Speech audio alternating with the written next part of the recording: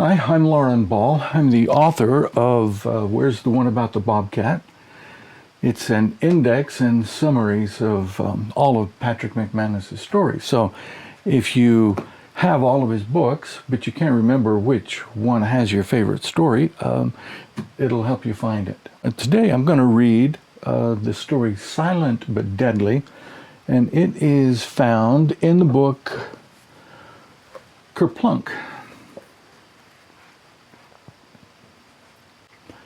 Although I've made an effort to avoid gross and insensitive topics in these discourses, I believe the time has come for me to take a serious look at dog flatulence.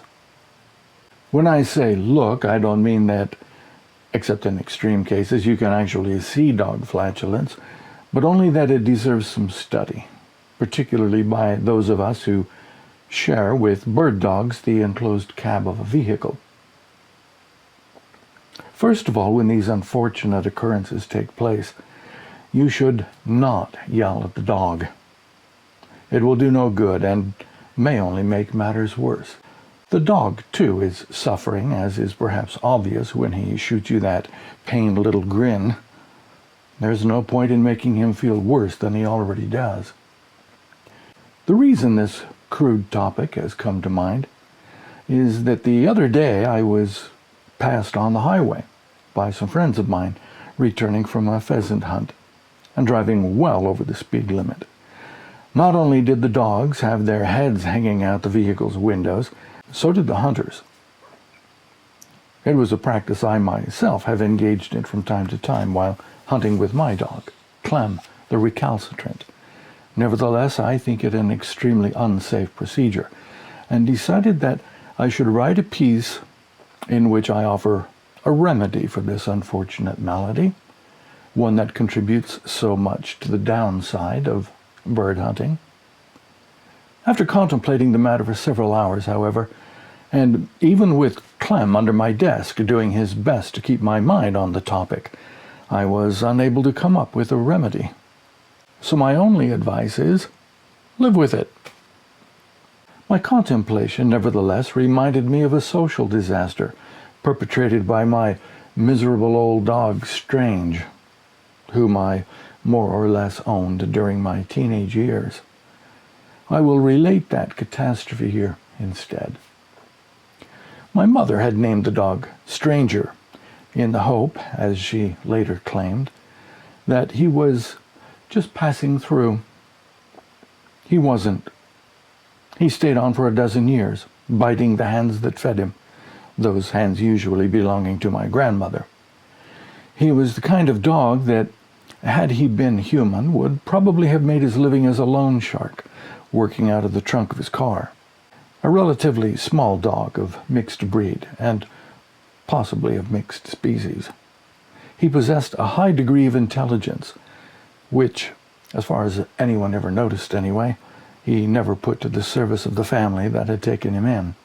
Indeed, had our house caught fire, the arson investigators might have come up with the standard photo of the crowd of spectators, one of whom might be the arsonist himself. In the front row, I'm quite sure, would have been a little brown and white dog, a look of bemusement on his face, and possibly a can of kerosene next to him. I don't mean to imply that Strange, as his name was eventually and more appropriately shortened to, was the worst dog in the world, but if you were to reverse the Boy Scout motto, you would pretty much define his character: untrustworthy, disloyal, unhelpful, etc. The event in question began shortly after my family had stuffed itself with the typical Thanksgiving dinner. I lay suffering on the couch, in deep remorse over my recent gluttony, and regretting that I had asked my former girlfriend, Olga Bonemarrow, to go to a movie with me that evening. I couldn't even consider breaking the date because it was my first one since Olga had broken up with me the last time. She severed our relationship, as she had explained, because she thought we should each start dating other people, and also because I was insensitive, inattentive, inane, ignorant, and gross. I vaguely heard my grandmother, called to my mother. "What do you want me to do with all this leftover turkey gravy?" Mom replied, "Whatever." I then heard Graham open the door to the utility room, where Strange resided during cold weather. If it occurred to me that it might be a very bad idea to feed turkey gravy to a dog, I don't recall, maybe because I could foresee no consequence for me. The next parameter of the disaster was a mountain car my friend Rich Sweeney and I had bought together to use on our camping trips. The car had come without a back seat, as well as without brakes, headlights, taillights, spare tire, various windows, tailpipe, muffler, front fenders, and assorted other accessories. The partition between the back seat and the trunk had either rusted out or been cut out by us. I can't recall which. It was inside this convenient space that we stored all our camping gear, sleeping bags, tarps, etc., and in which we sometimes slept out of concern for the elements, primarily bears, wolves, cougars, and snakes. We named the car Mrs. Peabody, in honor of our favorite high school English teacher. Now, you must try to visualize this next part, as I myself had to do in reconstructing the scene of the crime. Strange is slurping up his massive serving of turkey gravy, augmented with other Thanksgiving edibles. Finished, he is booted out into the cold by Graham. Shortly thereafter, he begins to inflate.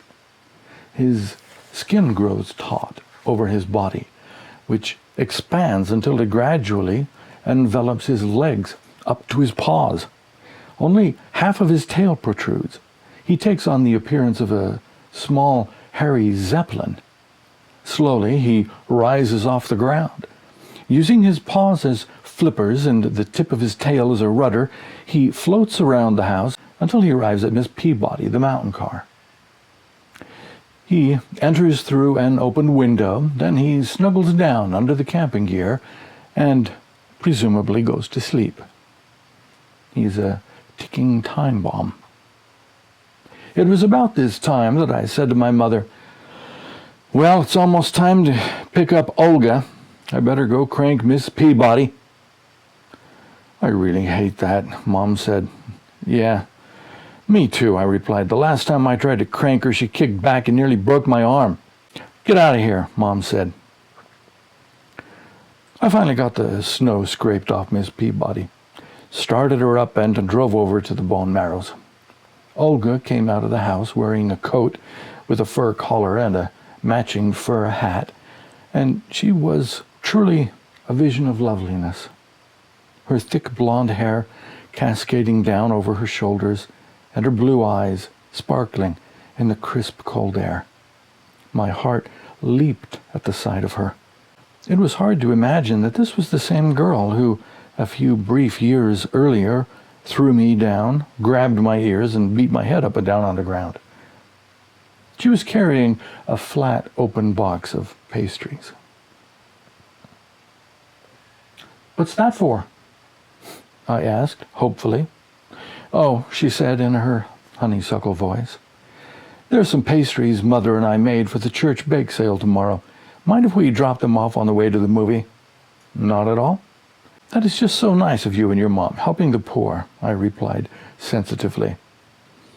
We headed off toward the church. "You look very nice this evening," I said attentively. "Thank you," she replied. "You have a nice Thanksgiving?" I asked, trying to avoid the inane. "Very nice," she said. "And you?" "Oh, yes, indeed, very nice." We were about halfway to the church when Strange suddenly, silently, sinisterly deflated. Later, trying to reconstruct the event, I thought I might have heard a faint whoosh. But by then I'd suffered so much brain damage I couldn't be sure. Olga and I were instantly engulfed by a plume of fumes so powerful it fogged my glasses and sent tears streaming down my face. If Miss Peabody had had a speed faster than 7 miles an hour, I might have driven off the road. On the plus side, though, the fume ate most of the rust off the dashboard.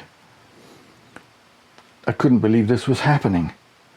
Naturally, as far as I was at the moment aware, there could be only one suspect for this atmospheric atrocity. My eyes streaming tears, I glanced at the suspect. Her eyes bored into me like a matched pair of stilettos. Her face glowed a fiery red. She's obviously embarrassed, I thought, and rightfully so. I was about to blurt out a gross comment when I suddenly caught myself. No point in risking another breakup, even though at the moment Olga's appeal had somewhat diminished for me. I tried frantically to come up with something sensitive to say, something attentive, something that wasn't gross. The box of pastries on her lap drew my attention. There was a particularly large cherry tart sitting on top. I leaned over and nodded at it, pretending I'd noticed absolutely nothing of an olfactory nature. "You do that big one?" I choked out. Driving home alone shortly thereafter, or not quite alone because the true villain had emerged by then to take as much credit for the ruckus as he could, I was pulled over by Sheriff Bonemarrow, who just happened to be Olga's father. He hated Miss Peabody, the car, and from time to time had actually threatened Reg and me with bodily harm if he caught us driving it on the highway again. Fortunately, that night I was on a back road. The sheriff took off his hat and used it to fan his way through the black cloud of exhaust. "What are you burning this thing?" he growled. "Wet leaves?" It was his standard line. He glanced around the inside of Miss Peabody. "Where's Olga? I thought you and Olga were going to a movie tonight." "Nah, Olga broke up with me again." "What this time?" "The usual. Inattentive, insensitive, inane, and gross. Particularly gross." "Women," he said. "Yeah," I said, "women. One other thing, Patrick. What's that red stuff all over your face? Better not be lipstick." "Oh, cherry tart," I said. "What happened was Olga grabbed the tart." The sheriff held up his hand. "Stop. I don't want to know. One more thing, though." "Oh, what's that?" "Why's your dog riding on the roof of the car? He looks half froze." "Turkey gravy," I said. "Graham fed him turkey gravy." "Turkey gravy? Fed a dog turkey gravy in a populated area? I think that's a felony. I should go arrest her." "I wish you would," I said.